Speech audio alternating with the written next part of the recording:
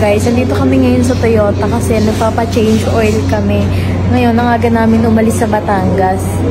Kasi sa Laguna kami kumuha ng car, so magpapa-change oil kami.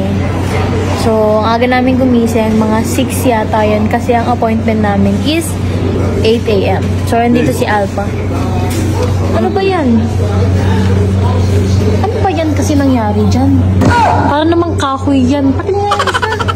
Lagay mo dito yung dalawa. Oo, ilagay mo. O, yung isa pa. I-check ko lang. I-check lang ako. Ano ba yan?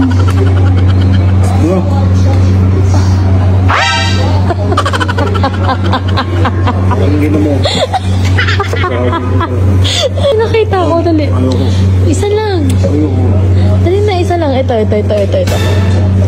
Yan. Wow! Buhay ka pa, nabubulok na yung mukha mo.